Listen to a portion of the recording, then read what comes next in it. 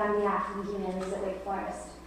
The Humanities program at Wake Forest embodies and contributes to the pro-humanitate vision of the university and provides a direct connection to human experience.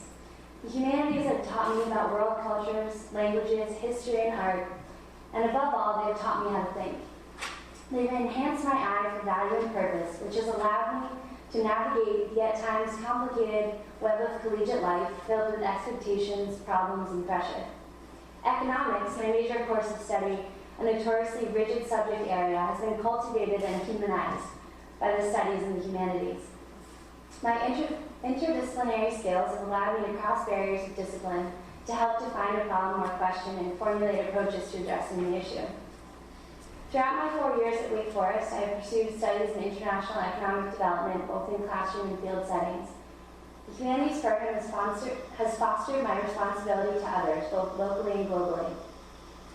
Through my work with multiple nonprofits, domestically and in East Africa, I've observed that a crucial factor of success is the effectiveness of collaboration between all individuals and groups involved. My coursework at Wake, in particular my anthropological training, has taught me to practice a humanistic approach, which involves eliminating an ethnocentric attitude towards other peoples and cultures. As a result, I have learned to critically assess all positions before passing judgments or attempting to evaluate the situation. I believe that the greatest impact that the humanities at Wake have had upon my life stretches beyond my campus experience. The humanities have encouraged me to identify a career path that will allow me to integrate my own thoughts, actions, and desires.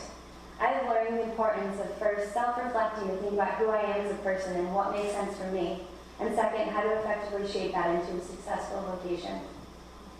Looking forward, I envision for the Humanities program at Wake a heightened faculty-student research engagement. One of the main goals of the Institute is to build a collaborative community of scholars, which I believe is embodied through student-faculty research. One of my most poignant experiences at Wake has been my involvement with the Center for Enterprise Research and Education. The past 2 years, I have worked with a team of 8 interdisciplinary professors to study and assess entrepreneurship education in a wide variety of cultural contexts. We have observed the cross-cultural differences facing entrepreneurs globally. For example, the fate of an impoverished woman in Chiapas, Mexico, is very different from that of a woman facing poverty in Nairobi, Kenya. As a group, we have used knowledge from 7 fields of study to ultimately identify training and micro-enterprise development methods that are appropriate and effective for different cultural settings. One of the things that I value most about this experience has been the opportunity to step outside the classroom and speak amongst my professors to collaboratively further our knowledge of the humanities. My only hope is that the Humanities Institute should work towards creating and identifying opportunities for other students to share a similar experience. To conclude, the humanities have challenged me across cultural, geographical, and socioeconomic boundaries, and have taught me that despite rank, culture, or status, in the end, we are all simply human. Thank you all once again. Well, I don't know about you all, but all these guys got me thinking, so I'm not sure how to start. I had my notes, but now they're something else entirely. So I'll try. But I think I can relate to a lot of what's been said, because when I came into Wake, my thought was I wanted to be an English major, and I knew that. And I figured whatever other course I had to take, I would suffer through, and I would get my degree to get out. And that was especially with like sciences and math, which is still a problem for me. But what I discovered through having to take philosophy and the classics and film, I saw what Teddy was talking about, the interdisciplinarity of the humanities. And it really opened up just this whole new world of academic study for me. And it's really, when you start to look into these topics, it makes you really restless, because you realize that what you're dealing with is nothing more and nothing less than the very state of who you are and those around you. And there's no simple answer, and that's why you have an institute, and that's why you consider your life devoted to it, and come to know a simple conclusion. Although when I came into Wake, I thought I had a simple conclusion, which will be probably the biggest thing I take out from a college experience. What I want to talk about is really how liberal arts schools intellectual equity really ties in perfectly in the student humanities, because it requires students to face subjects, topics, professors in some cases, that they didn't want or and it's just really interesting to hear how similar all these stories are in terms of, Elaine saying that medicine is necessarily humanistic, and the call to narrative to resist typecasting and stereotyping. And the way Maddie said that that her focus in economics was cultivated by humanities. It wasn't just complemented by it, was cultivated by it. So that was a really perfect word. This year I've been doing my thesis in English, and the writer that I'm studying is Walker Percy. He has a quote where he says, "A good writer is nothing more than a good anthropologist. When one age ends and the traditional cultural symbols no longer work, man is exposed in all his nakedness, which is uncomfortable for man, but revealing for those of us who want to take a good look at him, which is to say, at ourselves." I think this is a really interesting quote to me because the topic of the Institute and the conversation this weekend is the humanities in the 21st century.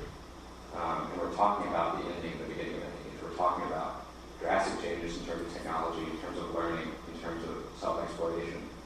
And so when you hear that quote, you think, oh, it's so right. I mean, he's talking about history, he's talking about ages, he's talking about semiotics in terms of how we understand cultural symbols and ourselves. And he's talking about literature as a means of interpreting them, the novelist, which I should say is what I want to do. I want to write. And so when you hear a quote like that, it's really empowering. It's a little scary because it's a big task. But the ability for literature to convey the interests of the humanities. And so I should say I'm not doubting my English major.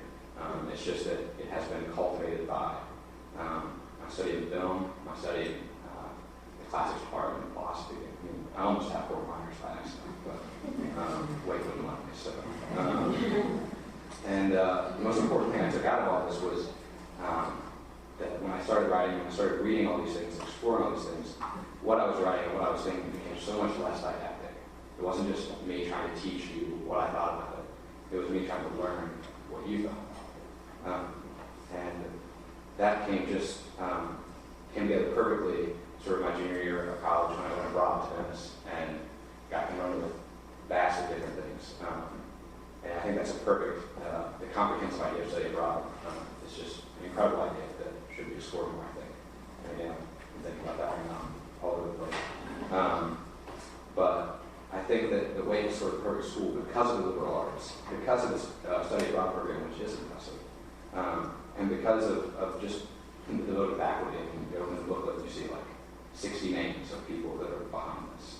And it's an exciting time to be here. I think if I had to sort of choose a paradigm, it would be that I learned in film that there was an English photographer by the name of Edward Muybridge who was hired to sell a bet between the governor of California and a horse owner as to whether or not, when the horse is running, whether or not all 4 legs are off the ground. And so that was $25,000, and this was at the turn of the 19th century, so a lot of money.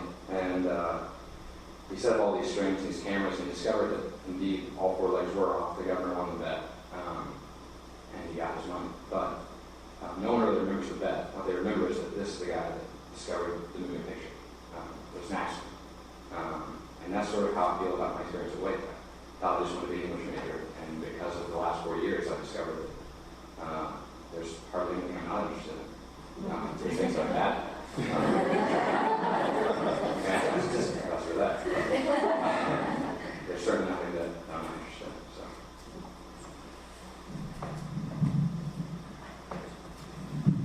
Thank you all very much.